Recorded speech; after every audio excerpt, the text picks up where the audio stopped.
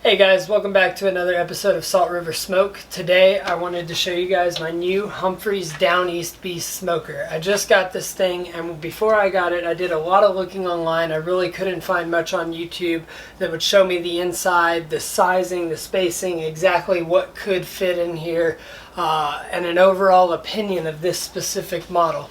So today I wanted to give you guys my take and what I think of this. Let's get started. So this is the Humphreys Down East Beast. This is a massive smoker. What's really unique about these is not only is this an insulated cabinet smoker, but it's also reverse flow.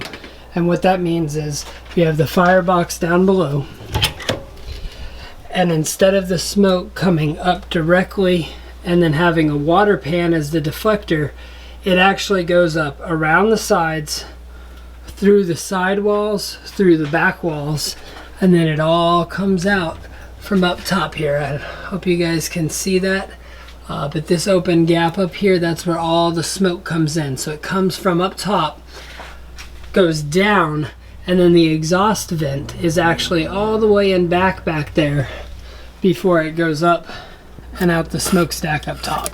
So that's what makes it reverse flow. The unique thing about that is you're going to get a really good heat distribution from the top to bottom rack.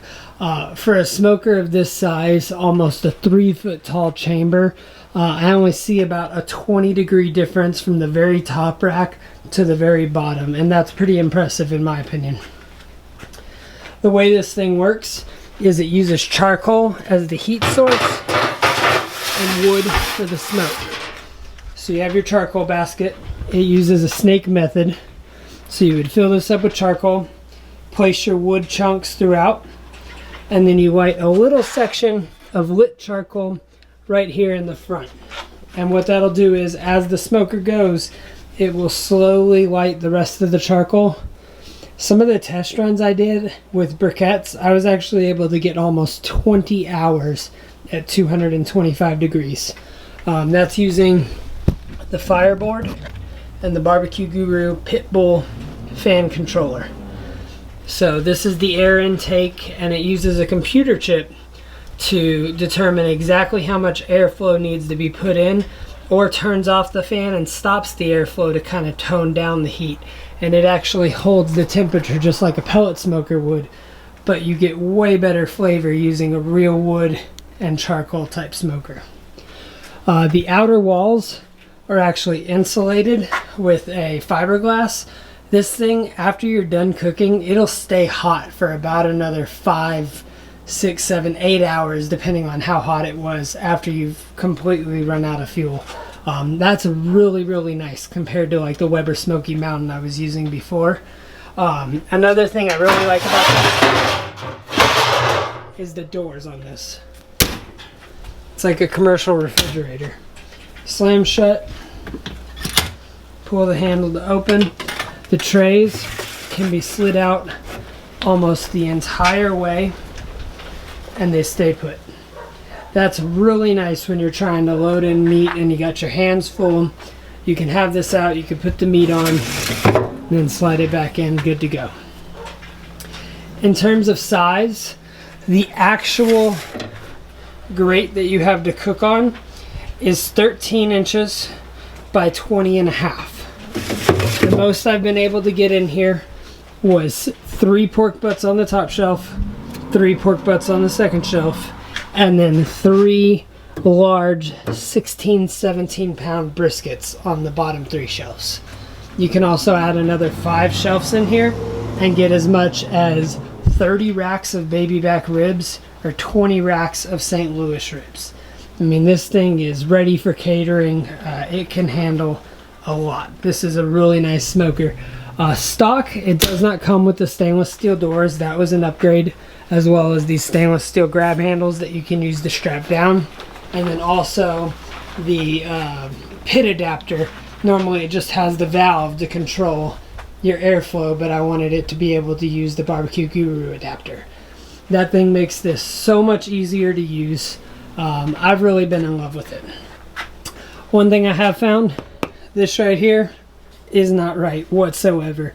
I've got numerous different thermometers I'll use to test and it'll tell me exactly what it's at, and this thing will say it's like 60-70 degrees cooler. It's mostly because, you know, it only goes so far into the smoker compared to having your thermo sensors all the way in the back.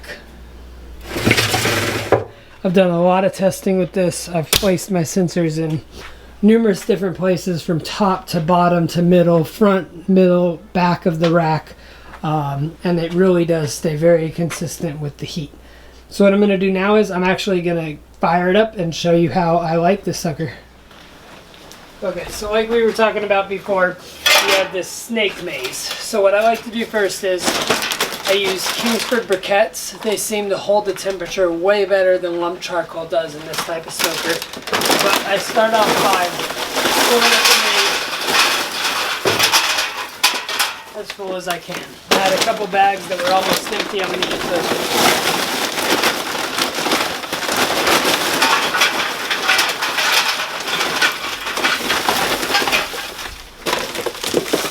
When you're using a brand new bag, you can usually get away with about 3/4 of a 20-pound bag of Kingsford.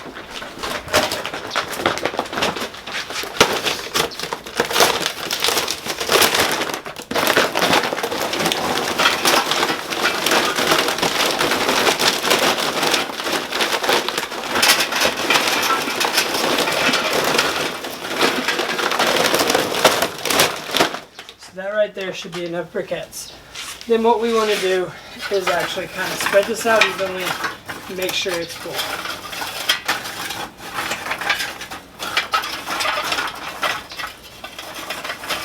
We're going to leave an area up front with no coal. That's actually where we're going to drop in our hot coals to get the fire started.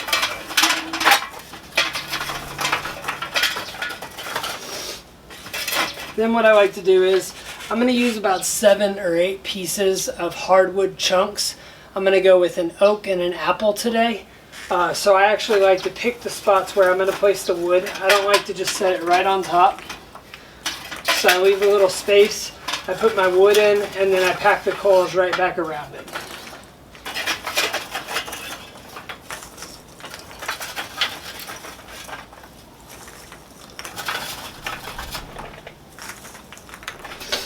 This way I know exactly how many coals and I'm not overdoing it.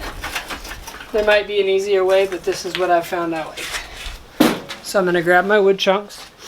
These wood chunks I get from Barbecue Island. They've got an awesome selection of good quality hardwood.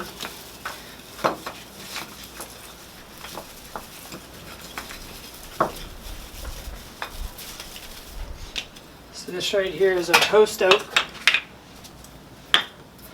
We're just going to kind of put a piece in there and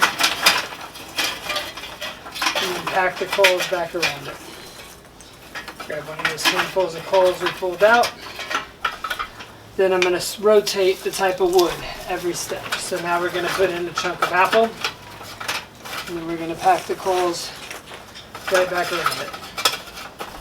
That way you get more of a smolder with your wood rather than a straight fire. Another chunk of that post oak. And we're going to pack some more coals around it.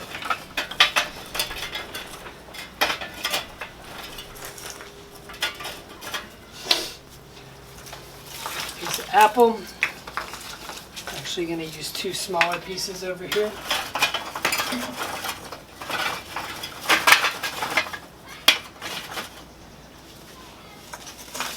And pack some coals around that as well.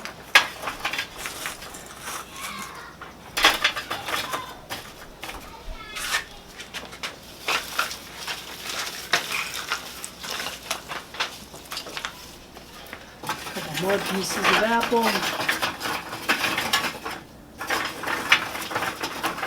Towards the end, I'm putting the smaller pieces because by the time we're here, we've already gotten all the smoke we really need to get on this meat, and we're just worried about retaining the heat.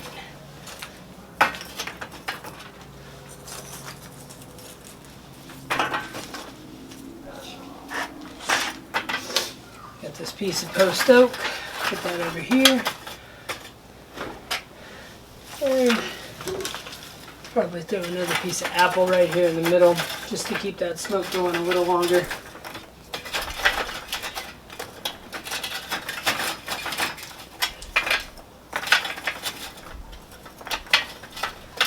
like so. So as you can see, we have the space up here where we're going to dump our hot coals, and that will slowly light all the rest of the coal along with smoldering the wood, and about 15 to 20 hours later it's still going to be going. So now we're going to use our chimney to light the coals. Now you never want to use lighter fluid on the coals themselves, but what I do is I take a paper towel, I wad it up, and I soak it in lighter fluid, and I use that to get the coals lit. But if you actually put lighter fluid on the coals themselves, you're going to taste that in the meat that you're smoking. This works a lot better than those little charcoal starters that you see out there, or a torch. In just a couple of minutes, these 10 or so, 15 briquettes will be nice, hot, ashed over. We'll dump them into this maze, and then about an hour later, this thing will be at temp. It does take quite a while to heat this thing up. It is so large, and because of the insulation, it takes about an hour to get to 225. But once you're there, it just stays there. Alright, so while we're waiting on these charcoals to heat up, I wanted to talk to you guys about a few things. Number one, this sucker is heavy. It's close to 500 pounds. So if your plan is transporting it and you don't have a trailer to put it on, you know, it definitely takes two people and quite a bit of lifting to get this into a truck bed. It is doable though. You kind of bring it up to its back end at the edge of the tailgate, slide it on, and push it on in. I don't personally like doing that because this is not a cheap smoker, and if it were to be dropped, I would not be happy. So that's one thing I would consider. Number two is this is not your everyday go-to smoker like a pellet grill is. Like I was saying earlier, it takes an hour to get up to temperature. So if you're just wanting to reverse sear some steak, if you're just wanting to do like a little 2-hour chicken cook, something like that, I wouldn't say this would be what you would want to go for. I use this for pork butts, briskets, plate ribs, racks of ribs, anything that's going to be in there for 5+ hours. Because I mean, it definitely takes a little bit of work to get it heated up. And once it is heated up, I mean, you got quite a bit of charcoal in there. You wouldn't want it to go to waste. You want to use it for an all-day kind of smoke. Right now it's like 9:20 in the morning. This will still be hot at 9:20 tomorrow morning. It holds heat really well with that insulation. I talked to you guys earlier about what you can actually fit in there.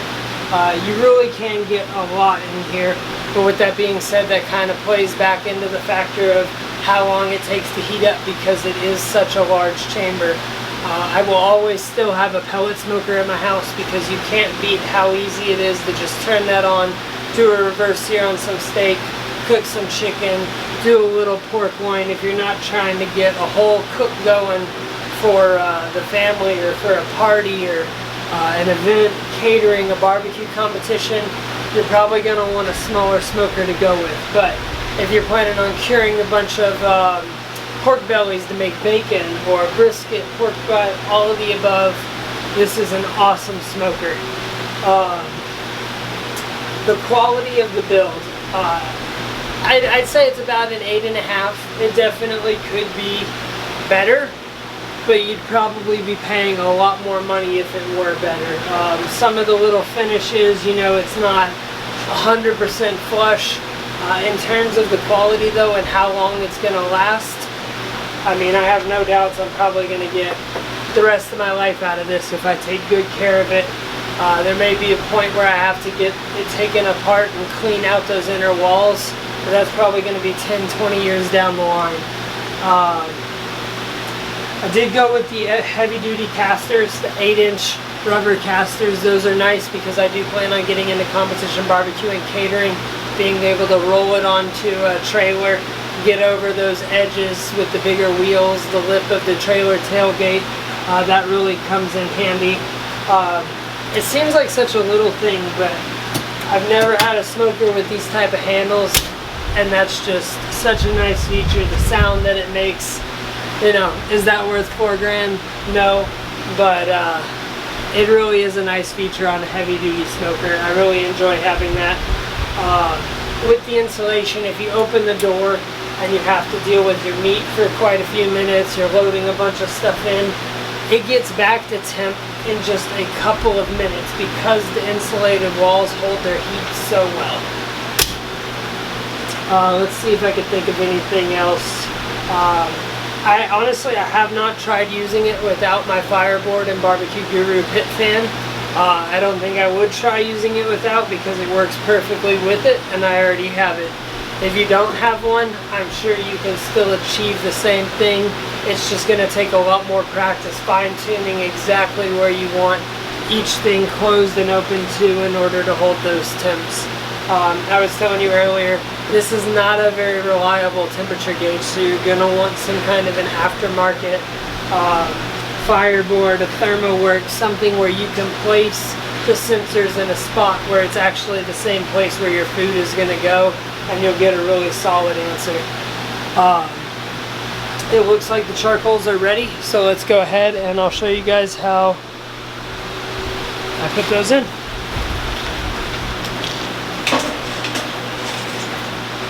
So you take some lit coals, and we're just going to put them in this front section where we left it empty.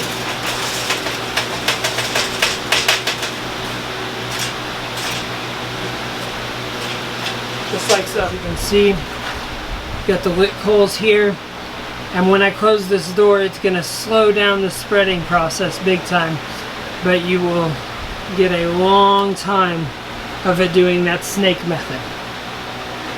So I'm going to go ahead and close this all up and turn on my Fireboard, set it to the temperature that I want it at, and in about an hour it's going to be ready to go. I'll get another clip of the kind of smoke production that you get from this. One other thing I want to add, when you are first turning this on, you want your air vent wide open up top and up bottom.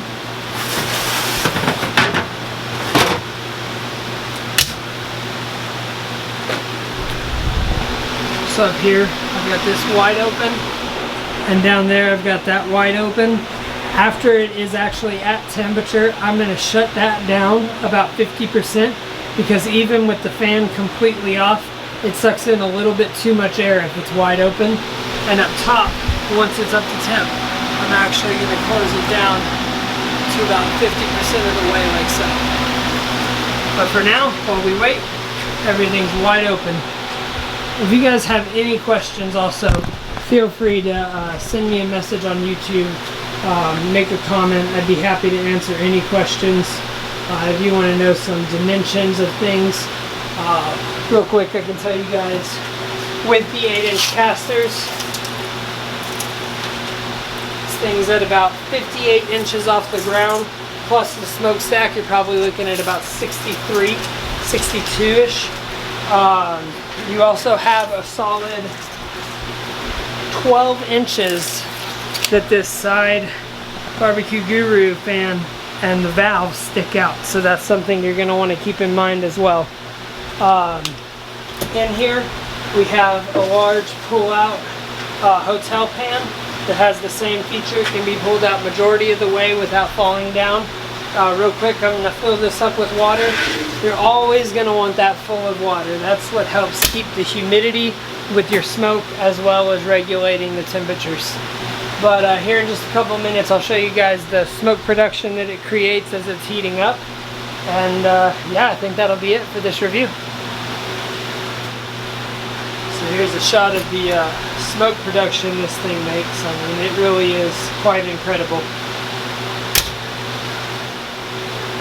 Alright you guys, we have hit temperature. I've closed the vents down like I showed you before.